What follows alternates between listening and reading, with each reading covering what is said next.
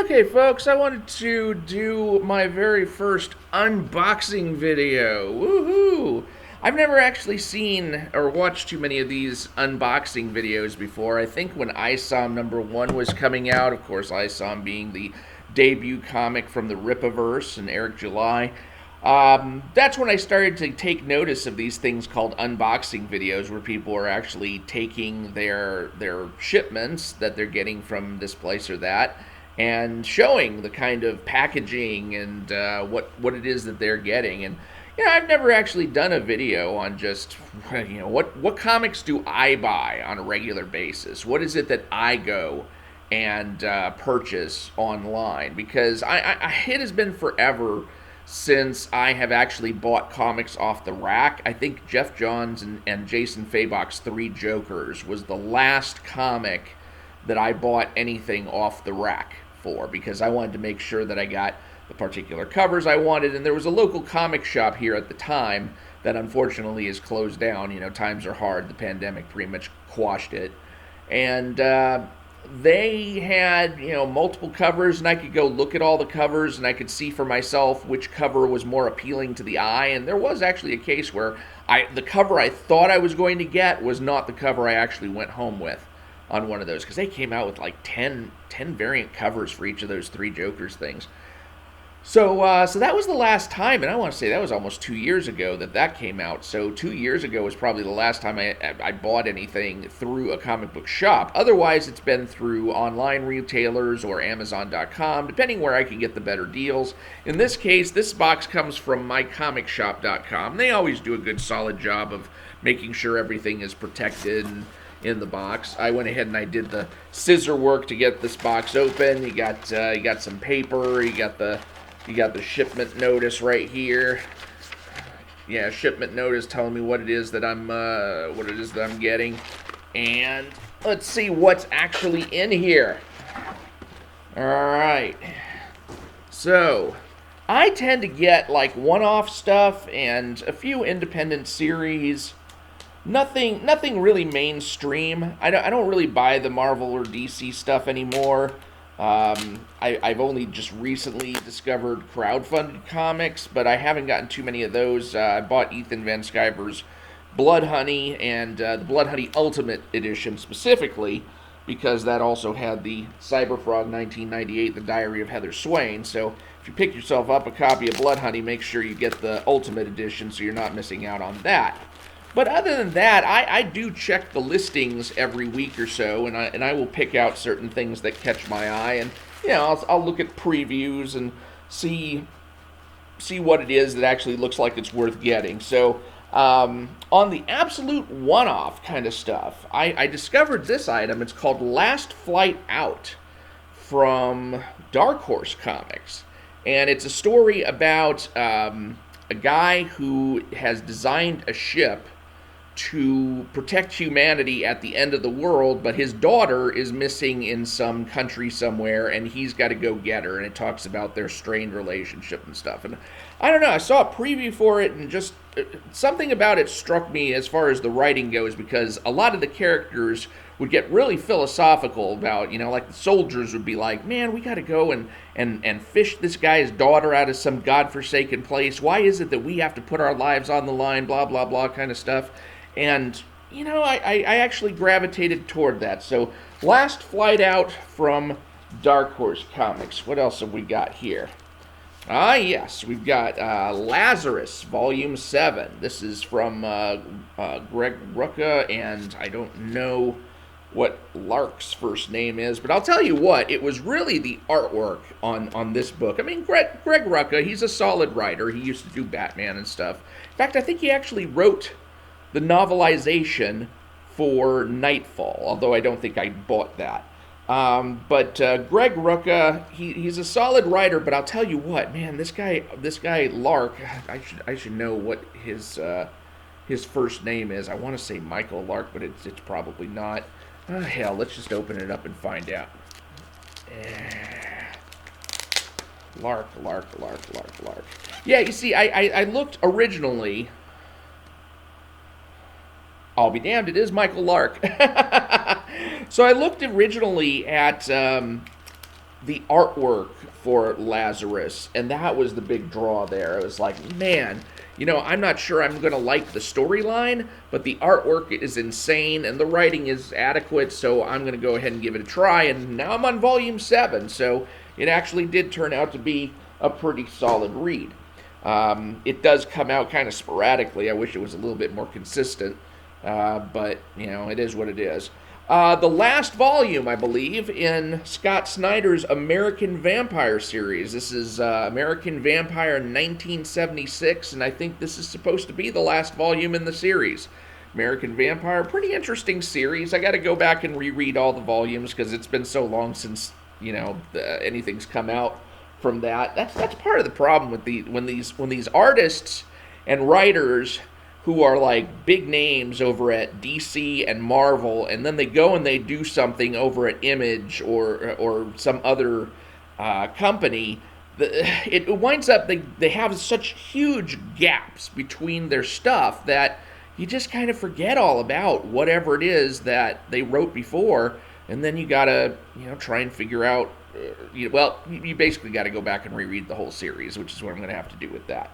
And then this is actually pretty retro, but I'm a huge fan of Marvel Comics Epic Collections, and this is Day of the Defenders. This is Defenders Volume 1. Defenders was I never understood the concept behind the Defenders because the Defenders always referred to themselves as a kind of non-team.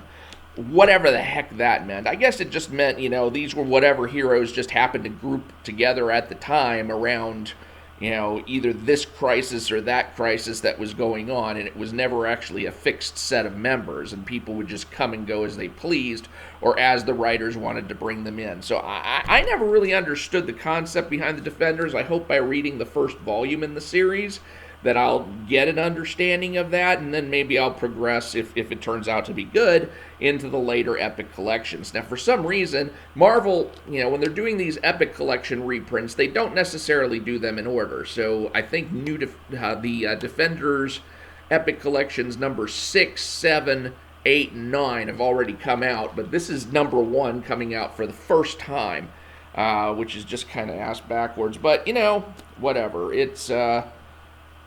I'm looking forward to reading this because, I mean, these days, with comics being as really in the dirt, in the gutter as they are, the quality being so low, the standards being so low,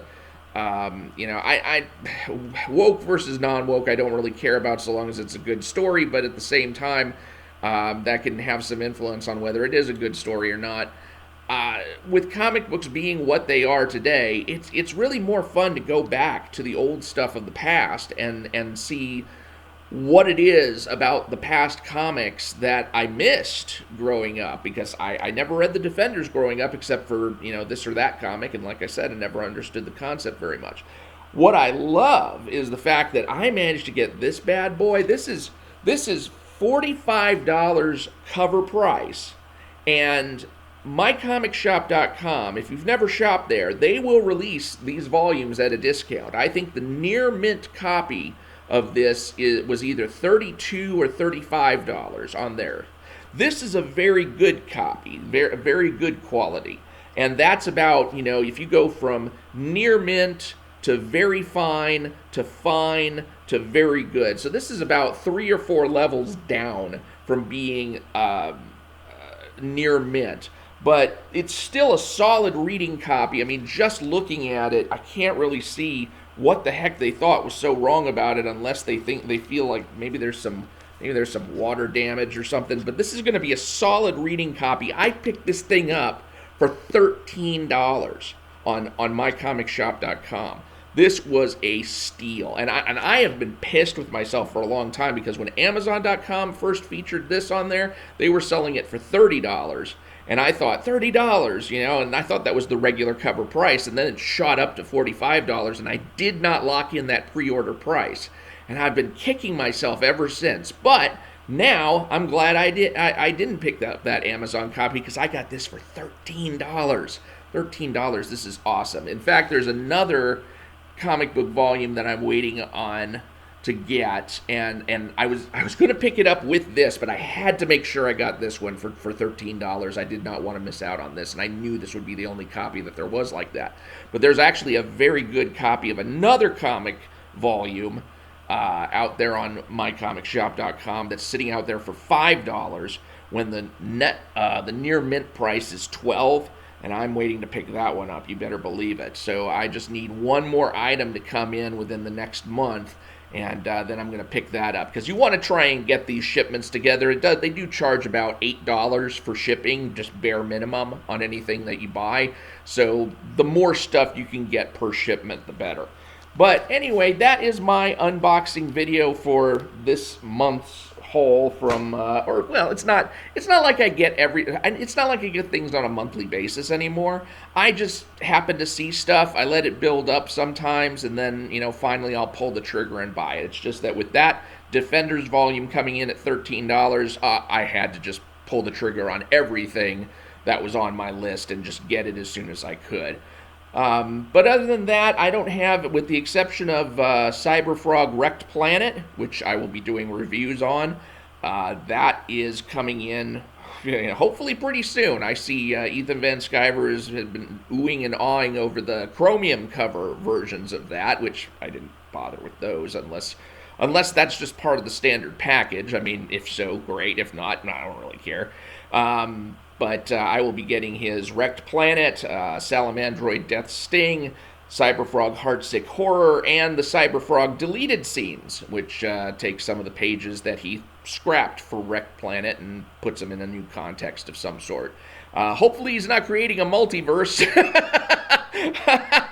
That would be, I think to some degree he's already kind of created a multiverse with Cyberfrog Bloodhoney, given some of the recap stuff that he's done, but maybe not. I don't know. I did pick up his warts and all, the 90s collection. In fact, I think the only Cyberfrog comics I have yet to get are Unforgettable Tales, and that's Unfroggettable Tales, by the way. Unforgettable Tales numbers 3 and 4, because I think 1 and 2 are reprints of the earlier comics, and then 3 and 4 were original comics. 4 featured a character called Creed, who I'm not at all familiar with, and but Unforgettable 3 is an especially rare one. I think the last time somebody had that one on eBay, it was $120, and that had to do with the demise of a character called Deathfly, which I don't know is canon or not, given you've got this Heartsick Horror, which seems to have Deathfly on the cover. I don't know whether he's just haunting Heather Swain or if he's actually coming back to threaten Heather Swain. So that's what I've got to look forward to as far as the crowdfunding things. And then, of course, when ISOM number 2 drops, I will be picking that up as well to see whether or not the quality has improved from all of the nitpicking that I did against ISOM number 1. Don't forget, I've got an 11-video series on ISOM number 1. Go ahead and check out my channel to watch that. So, that is going to be it for me. Thank you for watching. I'm Mike Partika. Please do subscribe if you haven't already so that you can get updated on the latest videos, and I will talk to you later.